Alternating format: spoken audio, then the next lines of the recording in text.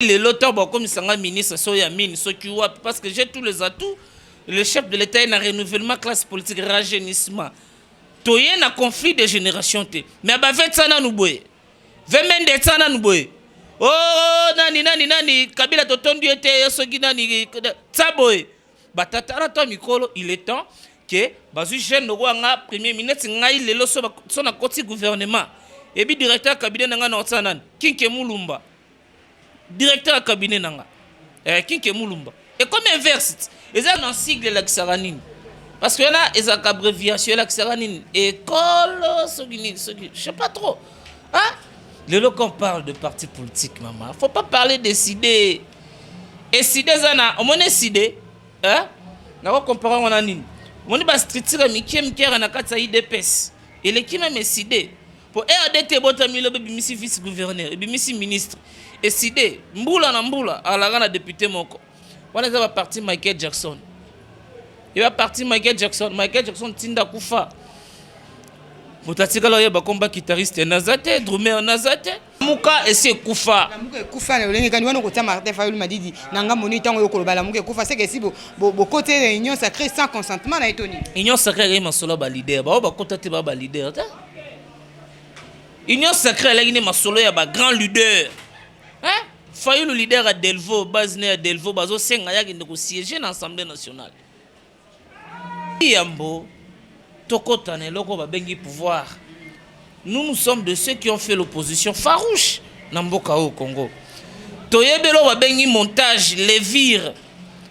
Montakozwa, sauce ya tomate, abambine elongia la sabatoye teo, babeta kinga. Mais ça lokuta. Koka moto, basimbia na moto, amilingi babanda na loketo. Ah, basoda babeti ngai. Te salema ki wapi na liboso ambassade à Rwanda. Aux a un téléphone à WhatsApp peut-être ma image au moniteur moi en lune tout le jour, à chaque instant, à chaque minute. Au moment où je vous parle, je suis en lune. D'abord, moi j'ai été contre d'abord, premièrement, baninga na un mouvement citoyen, protestant qui contre Moutouana. Lorsque un ambassadeur a tenu des propos choqués État Oezo Yambaye, ce n'est pas les citoyens de cet État qui ont la marche pour nous relongoler. Non! Narobenga Motoana na élégance. Un bon citoyen, c'est lui qui sait affronter la justice. Tant aux qui tu te reproches de quelque chose. Les terminateurs Kalef Moutonga, Nyoko Libiso. Mais vous respectez ma norme. Quelle norme? Quelle norme? C'est un citoyen comme tous les autres citoyens. Il ne joue ni des privilèges de juridiction, ni des poursuites, et encore moins des humilités qui les protègent pas le bagaba respecter procédure. Il a été invité à la justice suite à ma plainte. Kalef Fasa Moutoubago Tikaboyeta, s'il s'entête, Bagozoé par la force.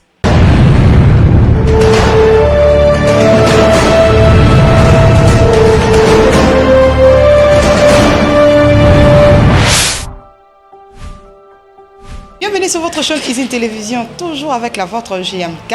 Et moi, absent, c'est les cas qui m'ont mingi, mais tous allons toujours la bande pour Nabino, ou Baramo, à problème technique, et à la ramo, à problème santé, à la ramo, à coco sopé, comme à la bande qu'on a vu.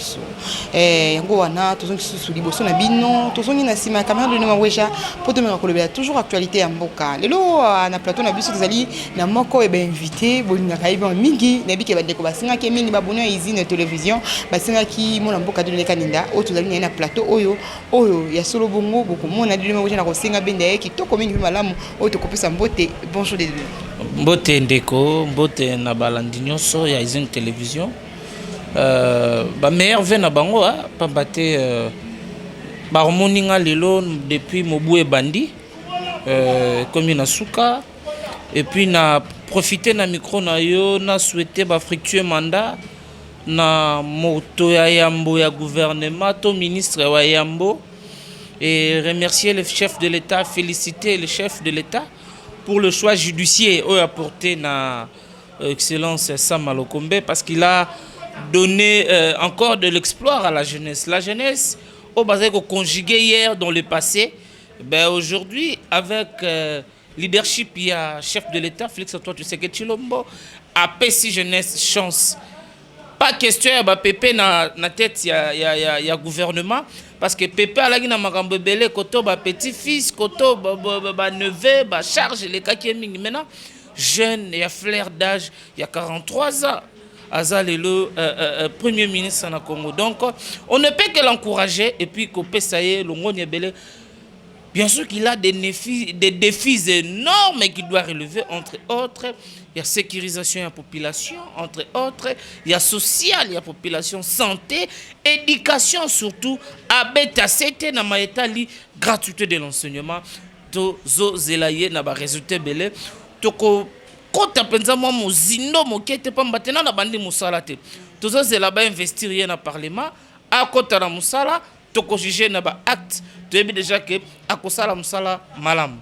Vraiment, on est juste un beau thème. Alingara la semaine qui a solo vraiment dali moimbo, kazali pima muto le la politique, kazali pima muto le la somme parce que bandaki déjà li solo ya o bengu le jeune premier, le premier ministre oyo ya o bengam na komo ya ndeko Sam Lukonde o azali premier ministre to kolobela li susu marche ya bandeko na biso marche ya anti Karega.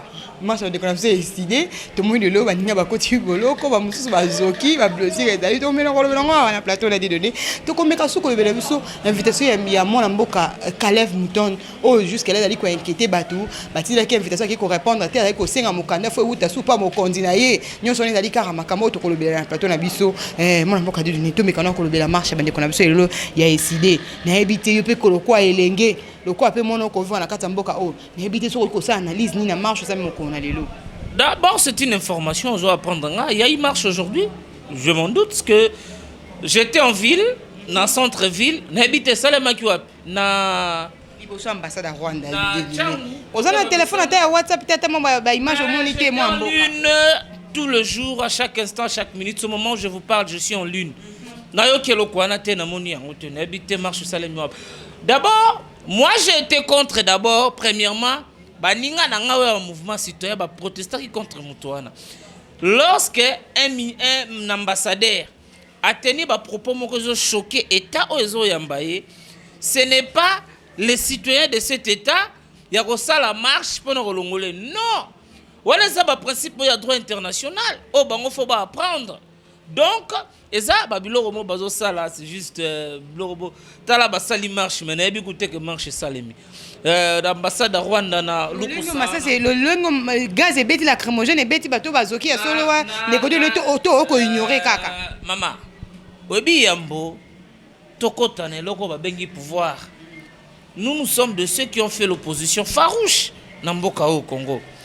Toyebelo ba bengi montage les vire motakozwa sauce ya tomate abambine elongiala kisabato ete o babeta kinga.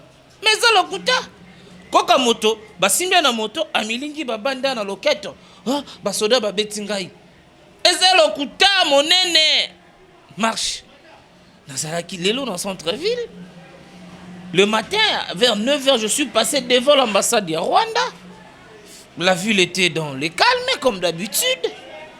La mouka kufa la mouka essaie kufa. La mouka kufa le lengi kani wana ko tia Martin Fayulu madidi nanga moni tango yo koloba la mouka kufa c'est que si bo côté réunion sacrée sans consentement na etoni. Union sacrée ma solo ba leader ba kota te ba leader ta. Union sacrée la ngine ma solo ya ba grand leader. Hein? Fayulu leader à Delvaux, Bazne à Delvaux, bazo senga ya ki ndeko siéger dans l'Assemblée nationale. Pla ya sorti de crise ya yoana. Aya nango na Assemblée nationale. A sala yango proposition ya loi ba discuter ensemble na ba collègue ne ba Daniel Tsafou ba Daniel Mbao ba Nembalemba na ba collègue na ye ba collègue na msusu ba Pululu ba collègue na ye moto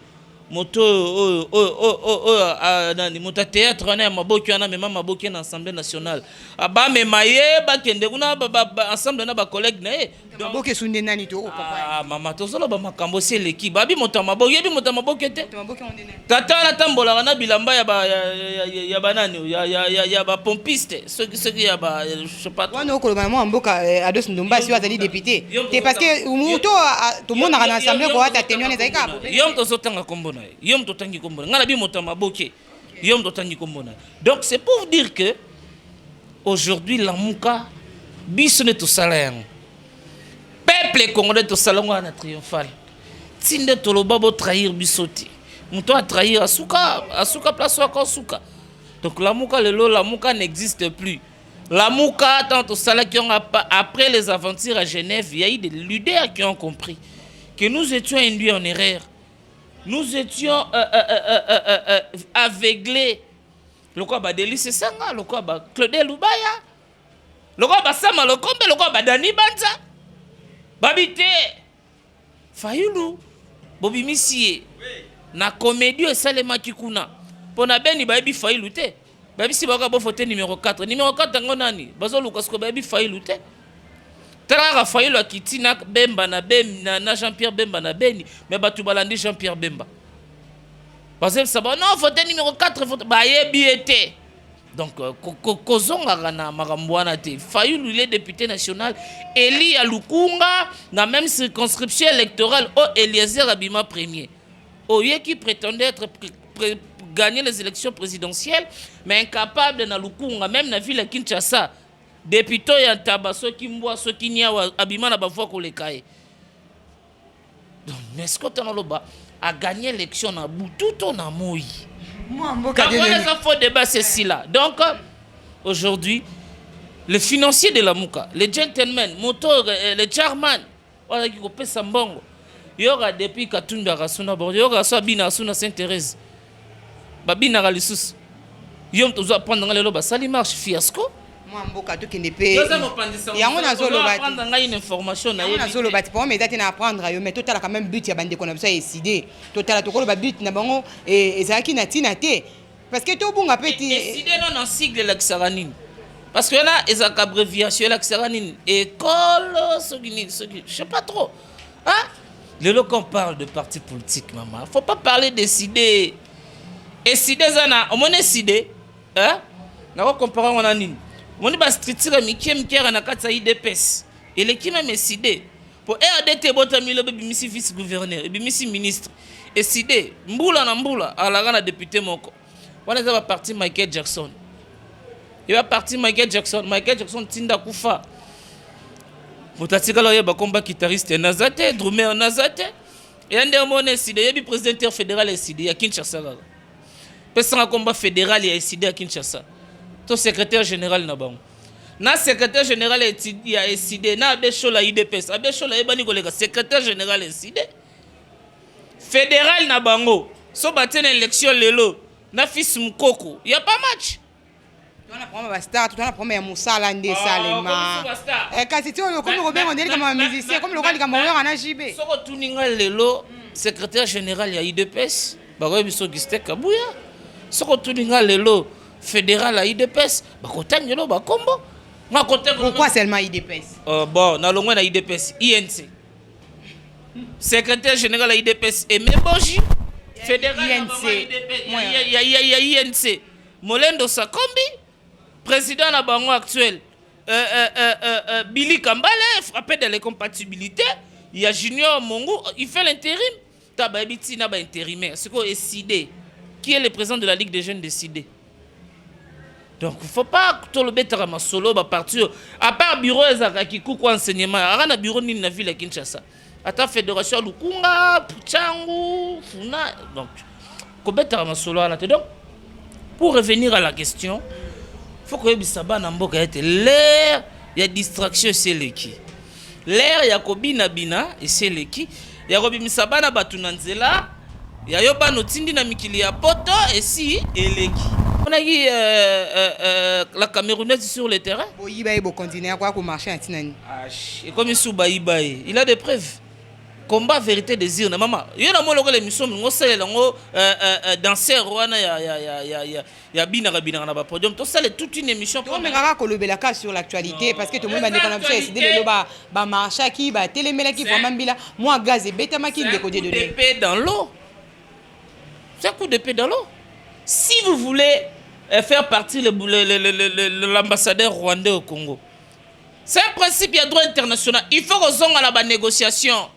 Que le Congo, nous, on retirer l'ambassadeur na Rwanda, Azonga. Ça, c'est une menace, contre un État. Parce que l'ambassade ou l'ambassadeur, il y a une inviolabilité. Ou l'ambassade.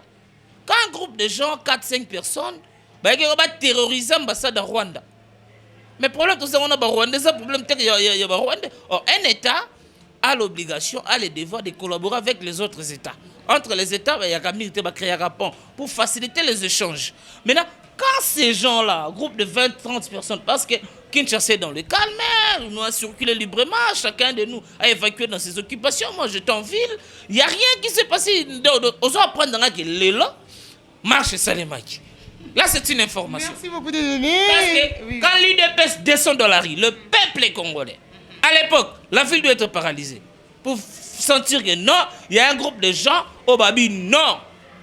Mais c'est Kabila n'y a comment la marche parce que la majorité des Congolais va voter à Yoté. Mais Fayula bimisa bato ya yalo baga gagner l'élection bimisa bango na nzela.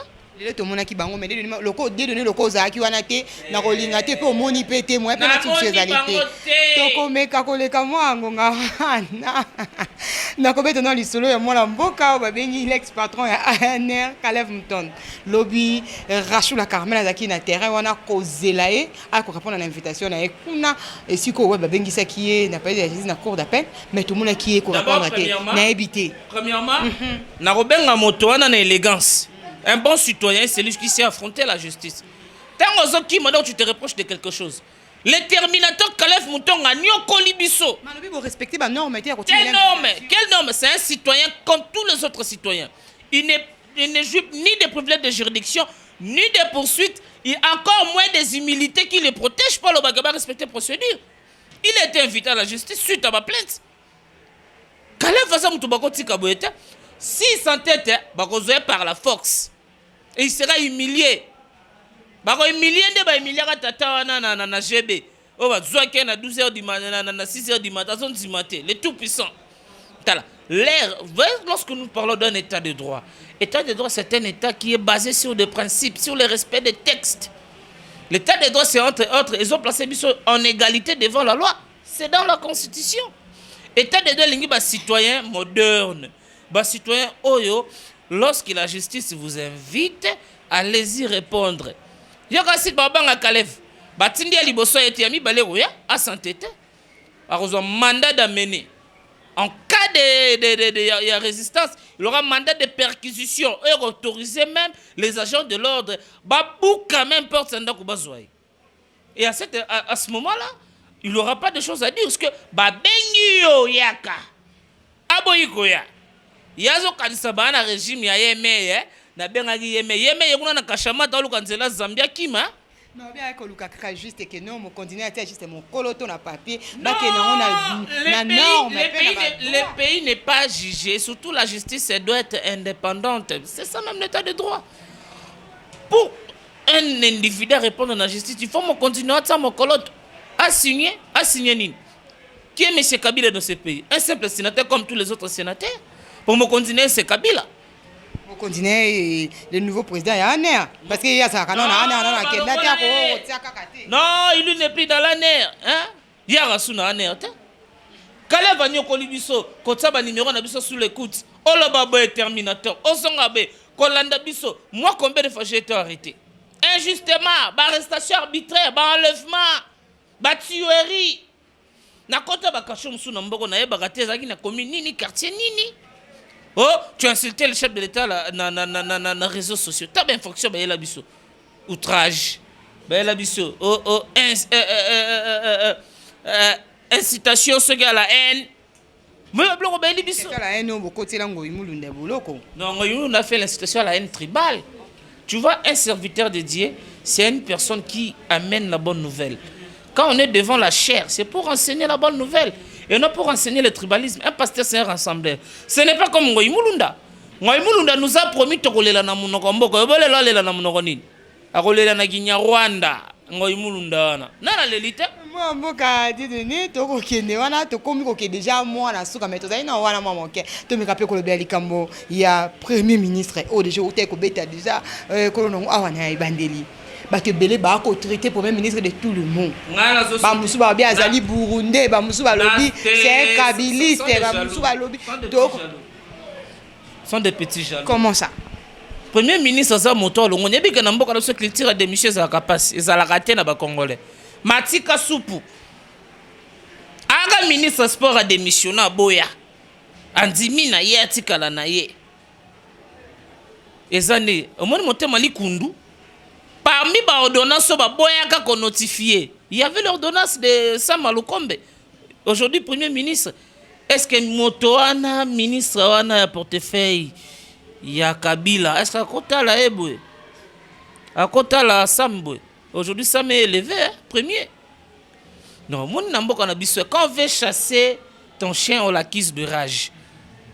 Et ça même ngai le loto comme sanga ministre soya mine so kiwa parce que j'ai tous les atouts. Le chef de l'État est un renouvellement classe politique rajeunissement. Toye na conflit de génération te. Mais ba fait ça na nuboye. Vemende ça na nuboye. Oh nani Kabila totondu ete soki nani tsaboye. Ba tatara to mikolo il est temps que bazu jeune no nga premier ministre ngai lelo so na koti gouvernement. Et puis directeur cabinet nanga na otsanan Kinke Mulumba. Directeur cabinet nanga. Kinke Mulumba. Et comme inverse. Et ça c'est que jeune et puis Kabila a jeune. Mais tant Kabila a des minutes au CPR le président ba jeune. Mais Kabila qui est entouré na bata troisième âge ba Mwando Simba. Pourquoi? C'est l'inverse. Bobi que moi je n'ai pas d'expérience. Bon, yo une expérience yaka. L'expérience c'est Zomara. Ba nomenga lelo ministre quelque part Nathalie Sikoya motoni na la kiwana boyo yaka. Na ko zote koko nyangi. Oh, yango déjà tangiti ko yete. Bana mboka bolimbisanga parce que ça ba comment mususu ça ça ba to ba crise na Congo. Nazo réfléchir na ko nani directeur à cabinet Natala comment c'est maki wana koko nyangi omundi yete muta soutenir thèse na Japon na langue nini hein. Autre monde na ba réseaux sociaux Kabila docteur en droit na Corée. Yosoka Kabila na débat ya droit ba se prononcer. Silence est la signe ya force mais pour certaines la faiblesse. Il sait pas quoi dire l'institution. Et sénateur Kabila silence na ils allaient à faiblesse. Faiblesse parce qu'il sait pas quoi dire. Il va dire quoi? À l'heure actuelle. Lui-même a dit qu'il n'a pas 15 personnes autour de lui. Donc nous voulons voir vraiment aussi pendant notre roi aller à Tundu, conseiller et ministre Kaninda. Aller à Tundu. C'est l'inverse maintenant. Pour bango bela biso jeunesse, bureau d'études, obunde la tata moi mukolo azimo na tata moko atambola benono abenda makolo. Azangi même nani. Le roi bafumukizenga. Tout ça c'est Kabila. Elle biso mutu déjà na 3e âge, patriarche paix à son âme avec beaucoup de respect. Patriarche on peut beaucoup mes fois. Faut pas bien mutu mbanga kota na bureau. Elle biso Pepe Ilunga. Elle biso Pepe Kengo. Ozoka batu bayela biso na institution. La minute ce que comme ici rajeunissement et classe politique va créer nouvelle génération. Il y a des jeunes capables de toser belé. Nous avons tous les atouts, les profils est là. Hein? Président de la République, gouvernement Tony Tomono, moi de bâtir premier ministre à 40 ans, mouta 50 ans zalate. Batunion son à C à 40. Kawana toyeba, obi ke po mo konzamboka pesa biso Sam Lukonde olelo. Kwa pesa biso ye lelo batebe bazali kozela awa ta kozela Vital Kamerhe, to kozela Moïse Katumbi, to kozela Vital Kamerhe abi mabolo ko premier ministre, to kozela Moïse Katumbi. Zela yoza matumboli depuis na kozo tumbolanga. Donc le bakate zela komba liboso tanga tanga ba ko zela mo mboka Vital Kamerhe ba ko zela Moïse Katumbi. Mama directeur à cabinet kaka batie yo ozaku na signature te directeur à cabinet kaka masara ko mosomba bandaku lokwa mayebo mwasi na ya komi na ye femme d'affaires oh numéro RCC mayebite na mutu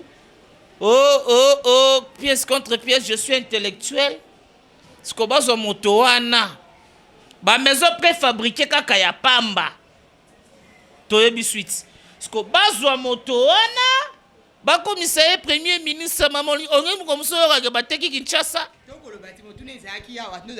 kaka nyemu nyemu kokota bato bakoloba maybe Vital Kamerhe ndako mabolo kota musunde Moïse Katumbi bomoni moi mboka Félix Tshisekedi Tshisekedi à surprendre biso na sam ne to ko vanda pe bomoni gouvernement ziki yawa bomoni batata wana bazongi suna bani kosuka roboni neti na bato peuple lingo mona na gouvernement te bazana ba cabinet na biso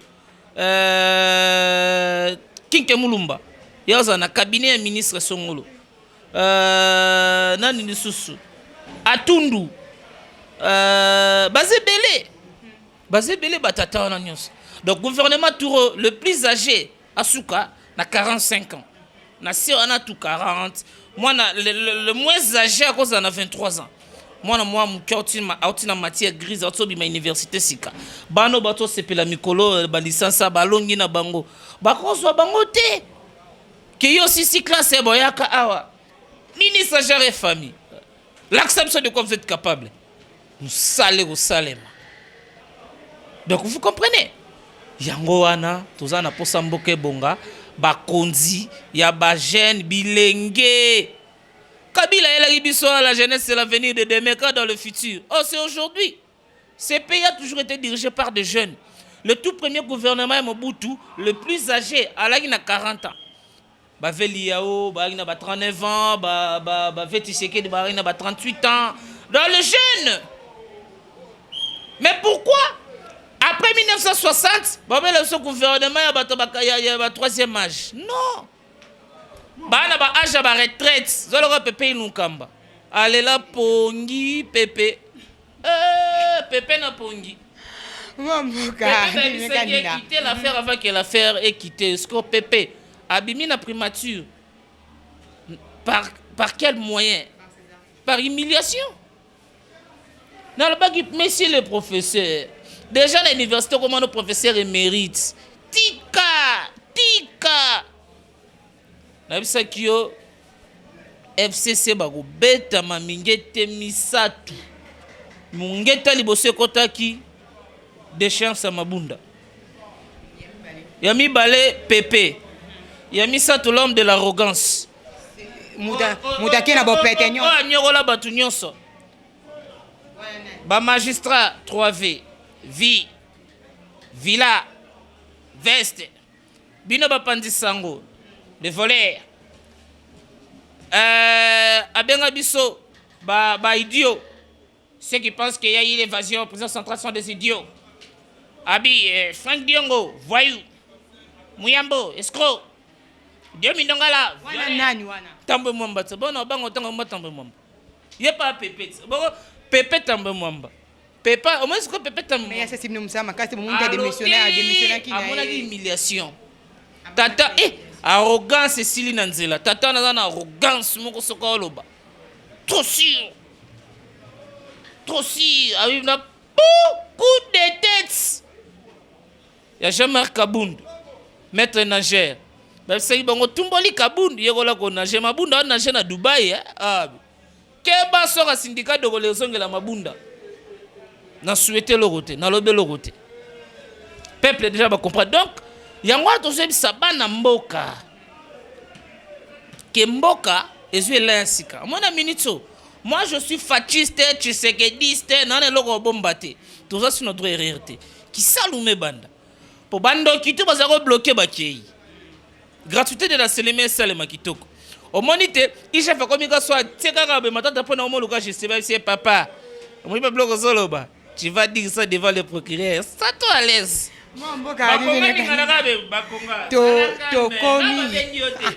tokomi bongo na suka tokomi te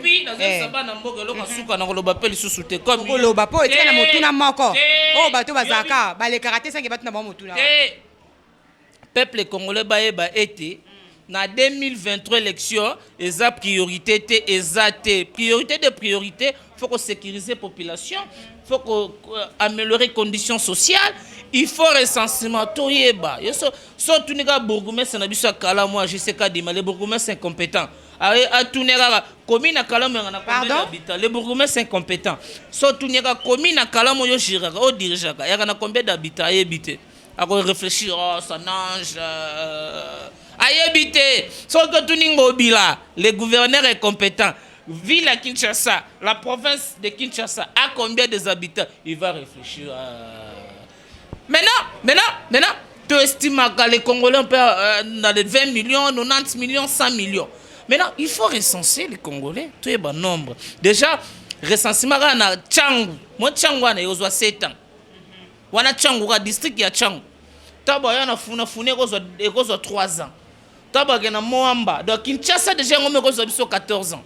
Pour recenser pendant ba Congo. Parce que biso to kozana ba to ke na maponami. Bino bo condamner Joseph Kabila Kabange na 18 ans na pouvoir bien. On ne peut même sala. Tout ça la nini.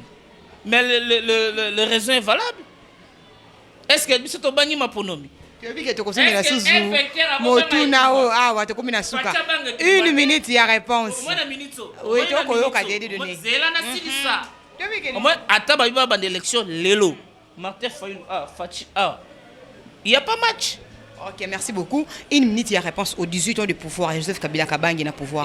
Au reproché na nini. Échec na manioso, na mabe, na koboma, na koyiba, abebi simboka. Maintenant, faut to refonder mboka. Merci beaucoup. Merci beaucoup de donner ma recherche parce que nous sommes déjà. Et là, quand à 18 ans, à banaliser Kwiti.